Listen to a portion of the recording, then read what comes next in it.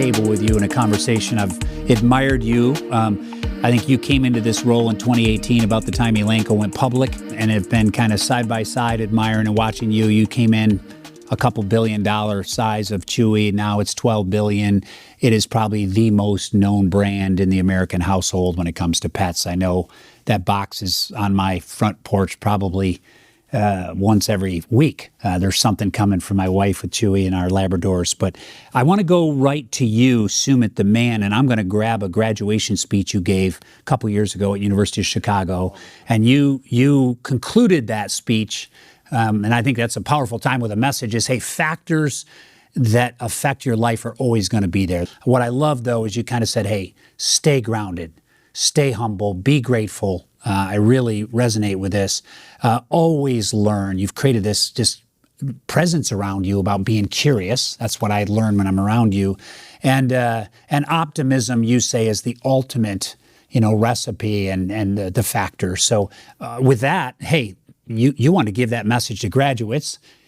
That says a lot about who you are. Tell me who is Sumit, and what is the story behind you that maybe people don't know? Wow. Thank you for having me. It's nice to be here. Great to be talking to you. When you put it that way, it makes me think. Jeff, I was born and raised in India, and so I've had the unique privilege, I guess, to have appreciated both cultures. Yep. Moved to this country when I was, a very young man, early 20s. And so I've grown up here and I've come to love the country and everything that it has to offer. When you're fortunate enough to have gone through this type of a journey, it gives you perspective to appreciate life from all different angles. And, growing up in middle-class India, middle-class values of hard work, humility, respect and priority to education have always sort of stuck with me. And when I came to this country, it really helped me learn, how do you create opportunity? How do you give opportunity to others? How do you collaborate? How do you innovate? And so, but ultimately we're all human beings and we face ups and downs in life. And these are qualities that have helped me kind of stay humble, that have helped me sort of, manage stress better, that have helped me, stay grounded.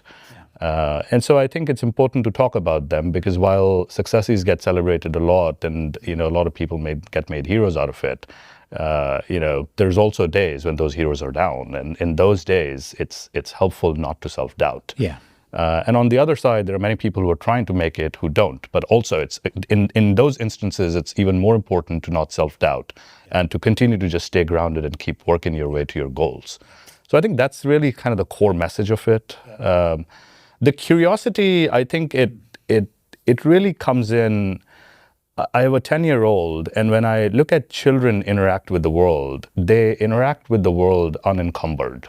They're not worried about, the other person judging them. They're not worried about what somebody might think of them.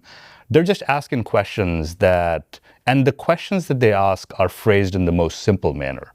So the ability to look at something complicated in a simple way and to ask your way or to learn your way through it using the simplistic methods, I think is just powerful. And life takes that out of us sometimes, right? It really does. It's a spark that I feel, all of us need a little bit of reminding sometimes.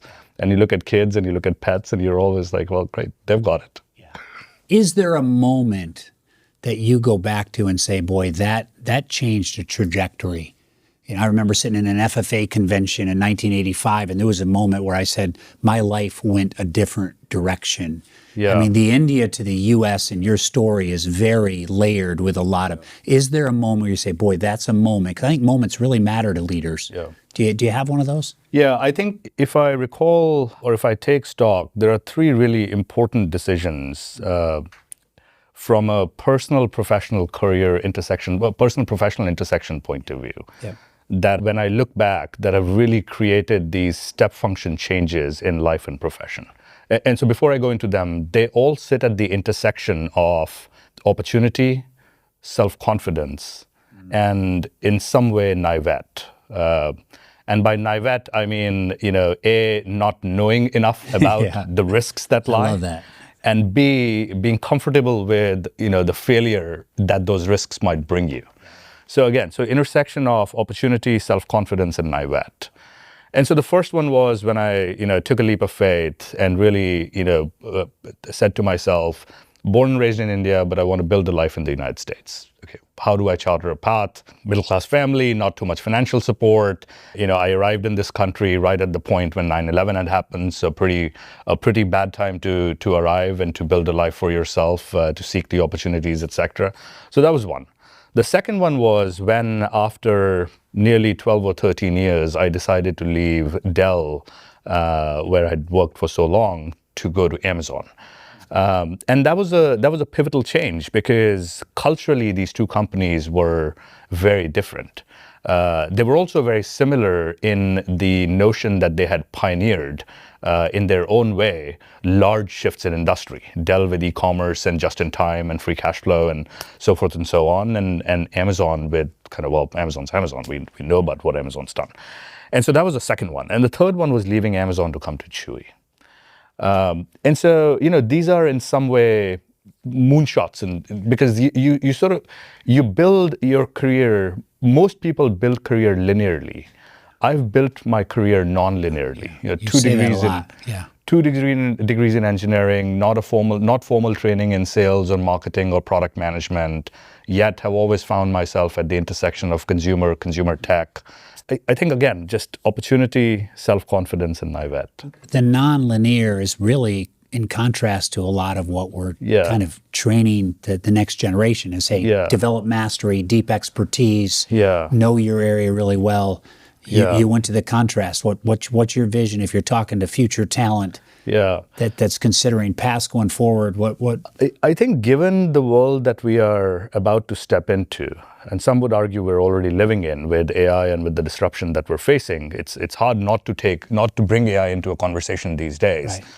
Right. I think nonlinearity is going to be even more important. Nonlinearity is not about taking random jumps or testing and trying random stuff. It's about skills that you gather, which may not immediately be clear as to how they form the entire picture or the puzzle, but these are pieces of the puzzle. If you can generally be thoughtful about the skills that you're gathering, then I think a few years down the line, or separating the forest from the trees, the picture actually looks quite beautiful. And so today, look, I think there is a tremendous need and will always be a need for skill and vertically holistic knowledge base, right? So depth. At the same time, the ability to go broad and be flexible with your mind and have the agility to learn new things, and to tie them back with what you know and understand what you don't know, I think is going to be a very important skill set. I agree. The learning agility also, the jumping, as I even study your story, I mean, it builds a capacity for courage. Yeah. Right? It's just say, look, 100%. I've done it before, and boy, I made that jump and it worked. And I look at the next generation of talent and say, I need more of a risk profile and more learning agility. 100%. This life is full of ambiguity. 100%. You got to be able to be in the center. 100%. Helps develop judgment, help develop pattern recognize, a lot of helpful skills. Yeah. I ask this in most of my discussions, what's your why? They always say, it's more important than what and how, it's why you do. What drives you? If I could say in an essence of a few words, if I got close to the people that are close to you, what drives this guy? Yeah. I think personally, I've just always been a restless individual. And I've found it hard to stay. So stasis really scares me. I'm kind of claustrophobic in a static world, and that continues to push me to either understand or learn the next thing. Yeah. Two, I really like connecting skill sets to produce or to amplify the output. And I feel like at Chewy scale, a lot of times that's the role I play, where I'll take a person who's a really good builder and a person who's a really good, perhaps a scaler, or a thinker and a builder and get them together and say, okay, come up with something beautiful. But why do I do it? I really like moving agendas forward. To say I like moving humanity forward is too pompous because I don't think we're working on, we're not designing rockets. But at the same time, to be able to create something unique that can touch the lives of people or the hearts of people, which we've tried to create at Chewy and tried to scale at Chewy in the way that we go to market, or in the way that we connect with our customers to leave them with an impression of what an empathetic company could feel like. That's a pretty good motivation to keep customer obsession in front of you. The other motivation is it provides a really good defensive moat around, the larger players that may have come at it, from a different way, or they might have, used their capabilities in a different way. I like it. So how I opened with this curiosity that I get from you. If I had a word cloud, curiosity would be definitely one I would put for you, how are you reinventing yourself? They kind of say you can today really judge the age of a person, not physically, but mentally by their level of curiosity and how they act on that, and how are you reinventing, and how are you reinventing yourself, Sumit? Yeah, I appreciate that question. I read a lot. And so at any given time, I have, multiple books going on in parallel. One of the books that I'm reading right now is, I went back and picked up the biography of Benjamin Franklin that was written by Walter Isaacson. And Ben Franklin is the, patron saint of self-improvement, if you would. Yeah. 21 days. Exactly. Another one that I'm reading is a book called Loonshots, not Moonshots, Loonshots. We'll talk about it afterwards. Really interesting book. So I read a lot, and I try to really process what I read, and I try to live in a loop of a self-created loop of plan, do, check, act. And so it's this self-enforcing loop where I do sort of spend some time reflecting on my actions, reflecting on the decisions, and the impact that it has to me or people around me. Yep. 2, I am constantly busy with learning new things. So 6 months ago, I went and got myself a tennis coach. And so I play tennis now 3 days a week before I come to work. And it's actually been a wonderful addition to my repertoire. I am recently trying to learn more about watches for no other reason. A few years ago, I was trying to learn about sake for no other reason, just because, cognacs was another one I got into. It's, I think it's just a passion to AI. I stepped into the world of AI and I looked at myself and I found myself to be remarkably unprepared to tackle the world that was in front of me. Because, we haven't been students for 20 years. And yet AI requires a very student mindset per se. So I have the mindset and I said, great, I'm going to lead AI for Chewy. And I'm going to make myself worthy of leading AI for Chewy. And so that's the process that I'm in right now. So in some way, I'm reinventing myself to learn this disruptive technology that's in front of us. Let's see. One other one, and then we'll jump to Chewy, is what is your, you run a manufacturing plant or you run Chewy's warehouses with an SOP, a standard operating procedure. We know that is a system and a process that optimizes. What is the PSOP of Sumit? What is your personal standard operating procedure? What are the rhythms in your life that make you sustainable? I believe, you and I know, the world's going to get faster, more complex, more ambiguity, and sustainability of self is vital. What are a couple rhythms that you say, man, this is what makes me 5 years from now, I'll be as competitive and as sustainable as ever? Beyond the reinvention you just mentioned, what's your PSOP? I think the one quality that, at least when friends and family members talk about me and what's unique in this guy versus some of us, I think it's the level of self-discipline that I have. I'm an early riser, wasn't an early riser, trained myself to be an early riser, and that's just become the way of life for as long as I can remember. When you're disciplined, you're able to compartmentalize your time in a manner where you don't have to get into academic debates of, let's say, work-life balance. you are able to integrate work and life in a manner that it's just sort of comes together for you in a holistic manner. That discipline also allows me to ensure that I spend some time working out, I spend some time reading, I spend some time with family, I spend a lot of time working. I think self-control, discipline, and commitment to a purpose. You started this conversation a few questions ago with the why and with the purpose. I've been at Chewy now nearly 9 years, and I'm still dancing into work. And the thing with me is, if I get bored, if I feel like I have stopped learning, if I feel like the curve of bureaucracy overshadows the curve of learning and growth, that's generally my disembarkment point from any activity. It's not just profession, it's any activity. And that's kind of when I sort of say, this one's not fun anymore, let's move to this. So it's just, it's great. I think between that and between the closed loop of feedback, that helps. Well, you can, the casting the shadow of a leader, dancing into work, as you say. I mean, you bring energy to a room, and you can't do that artificially. You've got to do that authentically, right? And yeah, I can feel that. So, hey, tables matter. There's some stuff on this table. You, as I opened up, you have created a brand, you and your team.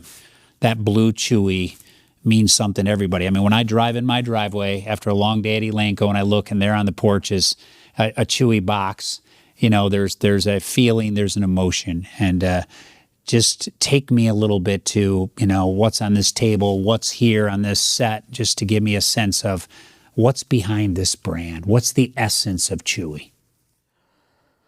So what you're seeing around us is all of the ways that we surprise and delight customers in very human and very direct, kind of tugging at heartstrings, sort of old school, classical ways of building connection and building memories and driving towards loyalty. So what do I mean by that? You have a bag with a cat's picture on it. This is somebody's cat, and the bag was shipped to a customer, who was probably our first customer. What's behind you are a series of pet portraits who are drawn by local artists. And you cannot buy these from us. You cannot coerce us into giving you one. These are surprise and delight. Our customer service agents or customer care team is trained to pull these out from moments of interactions that they're having with customers. Somebody had a first child, somebody's parents were sick, somebody got a first job. So it's these moments of highs and lows that... And you have artists on staff. We have local artists on staff. Tell me more. So these hand draw these portraits. Wow. Of someone's pet. Or someone's pet, and it's a gift. It's a gift to you. To delight. Yes. And it's our way of, many companies think of customer relationship management. They acquire a customer and then money is spent to retain customers and to get them to upsell. This is our CRM, right? These organic ways of making a connection are the greatest word of mouth advertising that we could ask for. Because this, I promise you, when we send a hand-drawn portrait to a customer of their beloved pet, we have them for life. It gets talked about at dinner tables. It gets talked about at parties. You get noticed, when you're wearing a Chewy, jersey and walking through an airport, or a Chewy hat and walking through an airport. You get called out for how much people love your brand. That doesn't happen with other brands. And so this is the core essence of. Look, we started as an e-commerce company. In many ways, a majority of our revenue is still e-commerce, but now we're steadily moving into services and physical experiences delivered via vet clinics. We'll come to that in a second. But an e-commerce company living in the world of other larger e-commerce companies, you have to have a moat, a differentiation. In this category, when we talk about pets, and you know this equally or better than anybody else, this is an emotive category.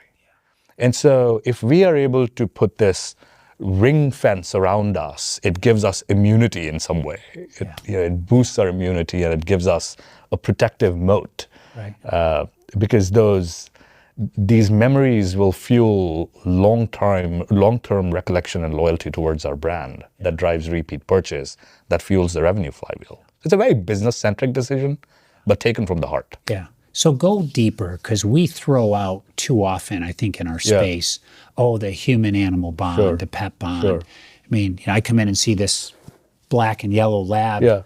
I have Lily and Lakin, and I've had 4 generations of labs. And when I see my kids come home from college and what happens there, there's something very undescribable, right? I mean, it's the emotive piece.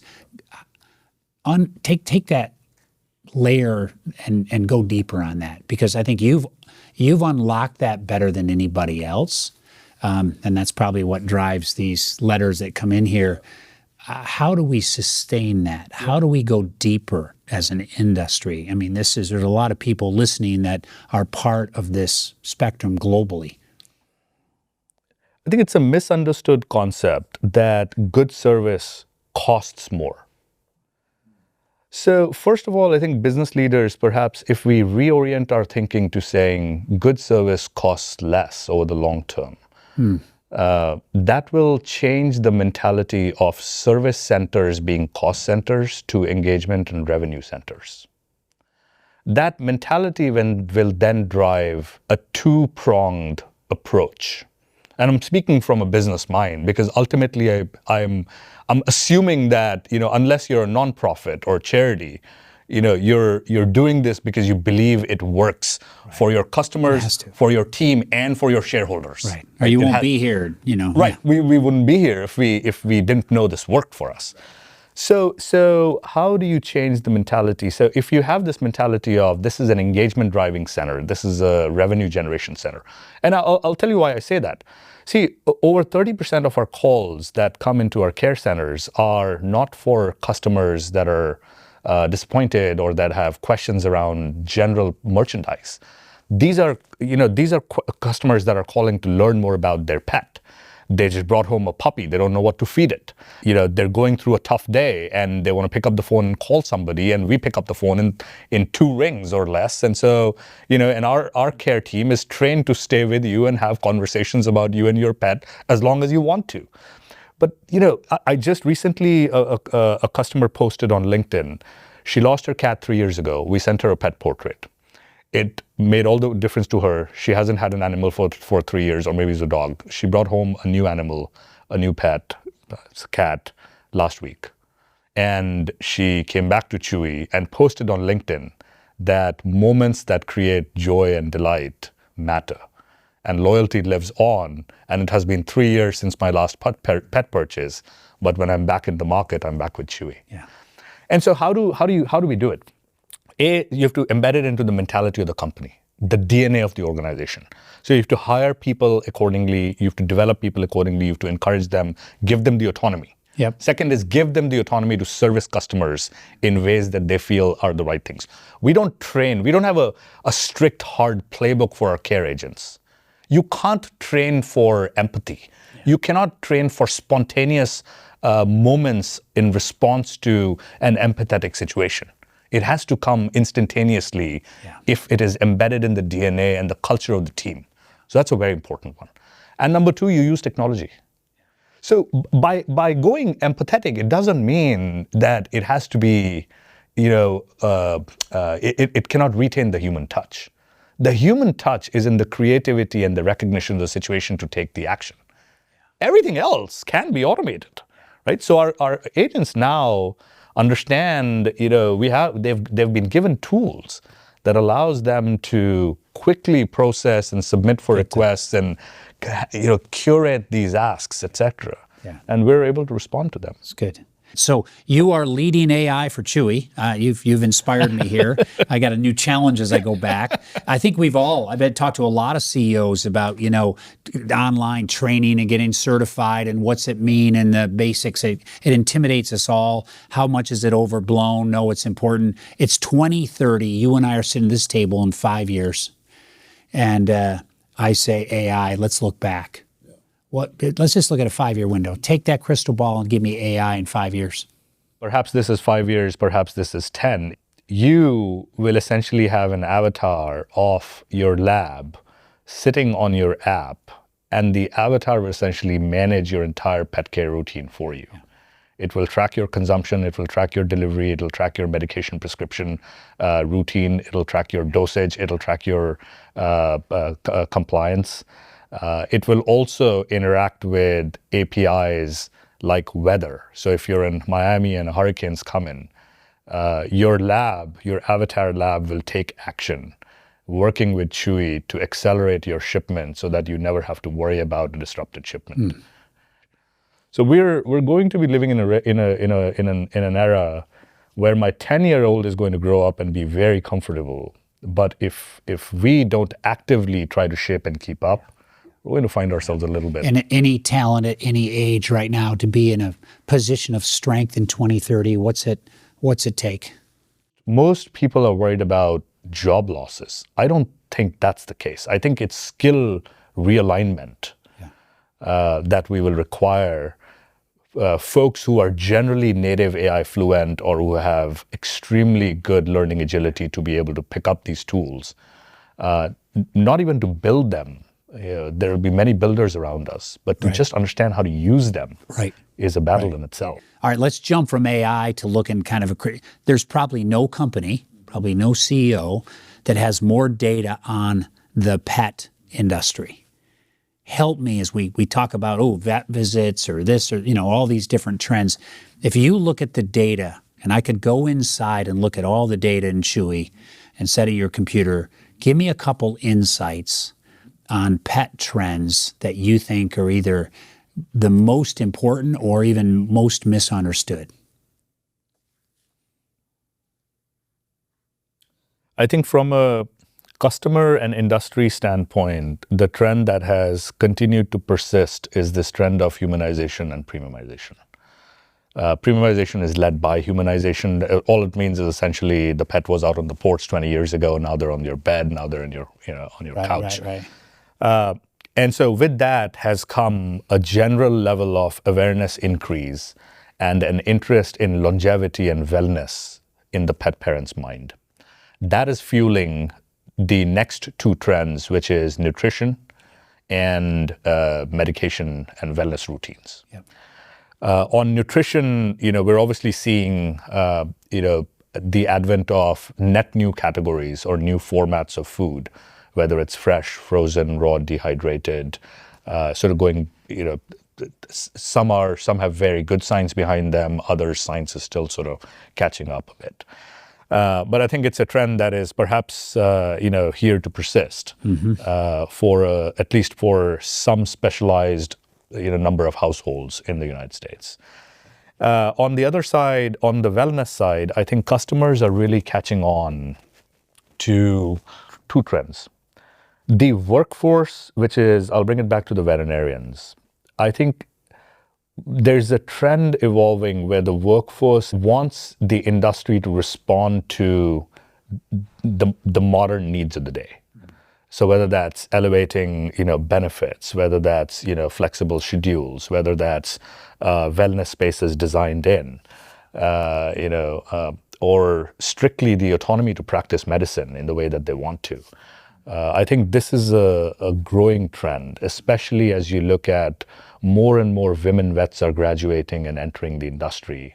And so the industry must, be aware and make space for them. On the customer side, customers are much more digitally native and savvy. And so that trend, pet health is likely 7-8 years behind food and supplies trend for e-commerce. But it's growing at 2 times the rate of food and supplies. That's a very important trend. It is a very important trend. And I trend. see a parallel even on the human side where, taking care of your own wellness and taking it in your hands and speaking openly, there's a concern about, hey, the pet owners control awareness, education, and knowledge and control of these tools, as you've said, they have more power than they've ever had, and they are going to drive the future of pet parent, right? So I think that's, which maybe leads a little bit to, if I turn and say, hey, let's go to a couple of maybe some of the challenges and the questions out there. So let's talk about the veterinarian. And I'll just speak very bluntly here is I think the veterinarian industry, I believe veterinarians, they are in the center. They without science, and I'm in a regulated business, I cannot operate without the vet being in the center. They're the beginning and the end, ultimately. But with this pet owner trend, you've been in the center of a little bit of, hey, there's been a little bit of a maybe misunderstanding that, hey, e-com is a concern from the veterinary industry. Tell me a little bit, and Chewy's been thrown in a little bit of the center of that. Tell me, what's the myth in that, and what's the reality of where Chewy plays with the veterinarian, and how e-com and the future of that, and some of the shadows that have been around that with Chewy.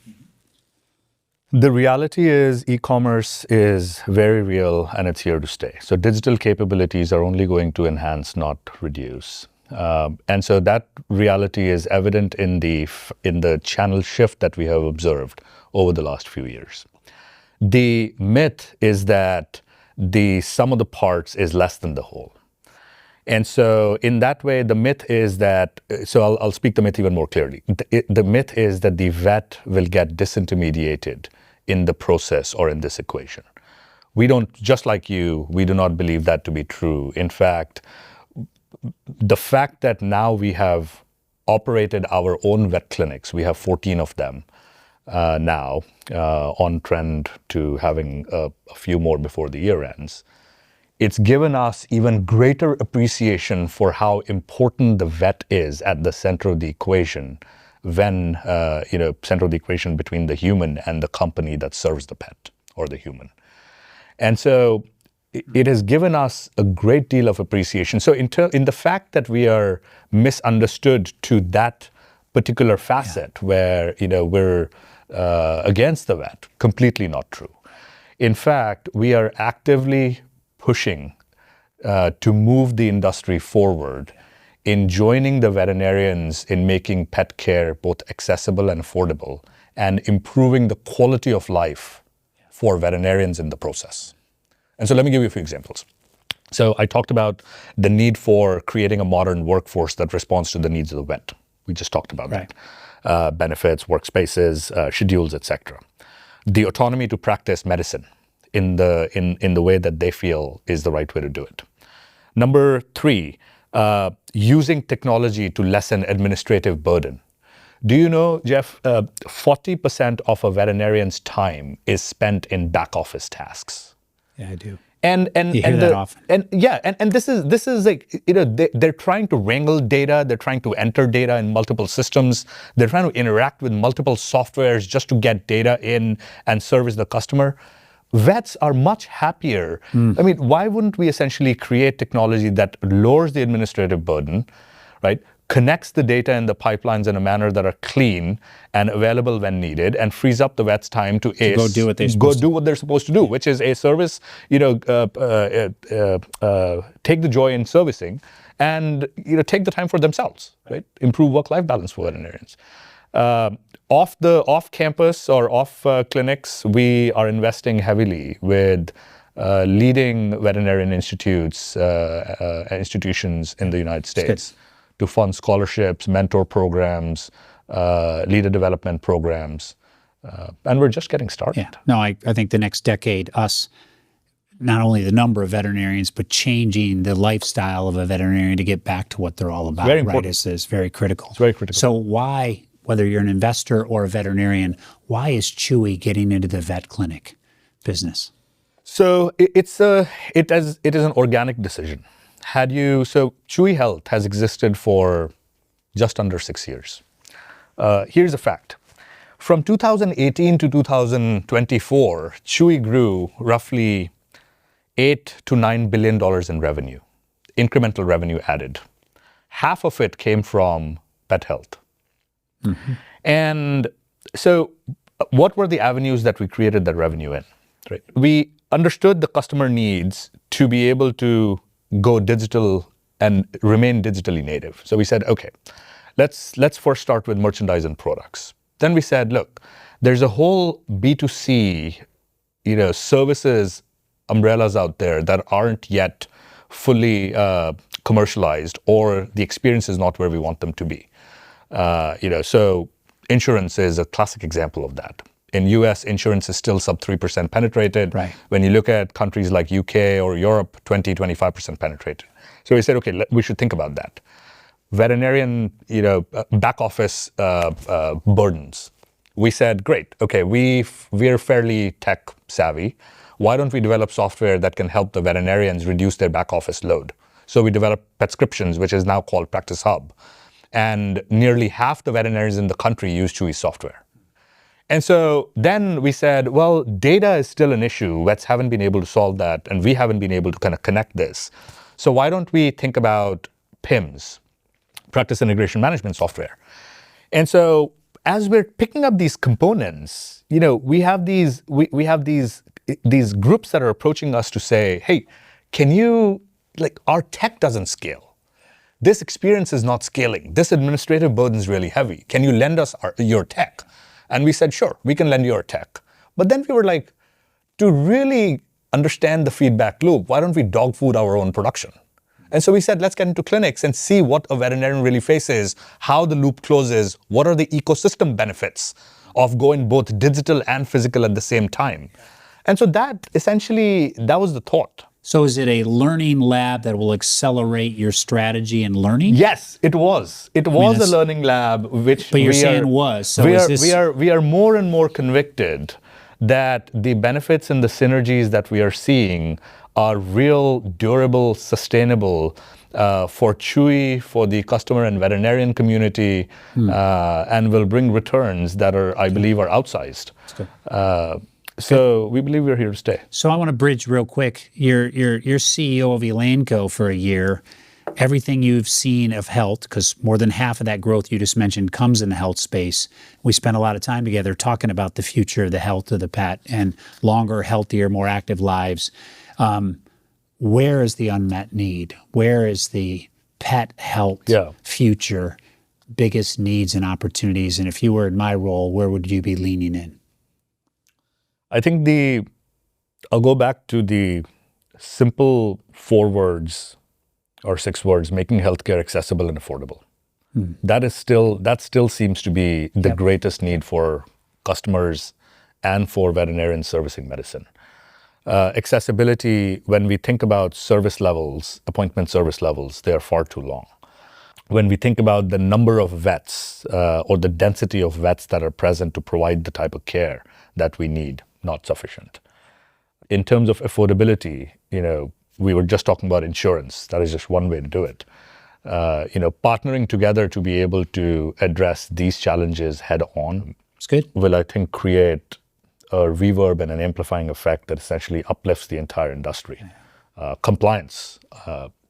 Medication compliance is, it's one of the greatest growth opportunities, right? I mean, I hear that we have people go vet visits. I go, you add compliance, globalization to me of the humanization of pets. And as we've said, and even some of our acquisitions are growing, is meet more pet owners where they want to shop at the price point they want to shop at. Yes. And then we open the next, we're going to be talking about the next eras of opportunity. I mean, we see a $40 billion industry headed to 60, 80 billion with just these unmet needs. Longer, healthier lives of pets, right? So a good opportunity. So, well, maybe I end with, this has been a great discussion. I would love to maybe just kind of end with a little bit of a fast fire back to some fun stuff that people like to know, and then give you one final comment that you'd like to leave us with. But let me just hit you. Cats or dogs? Tell me what's inside Sumit's household. Where are you? 2 dogs. Where's your favorite place to recharge? Where do you go to recharge? Or what do you do? I go out and play sports. That's really takes my mind. Or I play my guitar. So guitar and tennis, and other than tennis, what? Soccer. I grew up playing soccer, and now my heart plays like I'm a 25-year-old, and my body takes 3 weeks to recover, so I have to slow down. I go inside your Spotify account, maybe the music and the podcast. What would be up near the top? Oh man, a combination of blues and Indian classical. You and I've had a few great meals together. What's that favorite meal for you? And then I got to ask, what's your favorite animal protein? My favorite meal has to be, so this is I take this question in this way, where if I were stuck on an island, if I could consume one meal for my entire life, I think it would be Vietnamese pho. Good. Yeah. although I'm a foodie, and so I love all types of food. Favorite protein, I think pork. Yeah. Okay. If we walk away from here, thank you for joining me and sharing this table and this time. And I just say a lot of admiration for what you've done. I mean, I am in this pet business and have been for 4 decades, and I would put you on one of the kind of key lists of individuals that have influenced our space more than anybody else. So as one leader to another, thank you. A lot of admiration for you, and there's a lot more to do in our industry, and there's a lot more space and more creation of opportunity. If you leave with all the people listening, one message you want to convey as we close out, what would that be?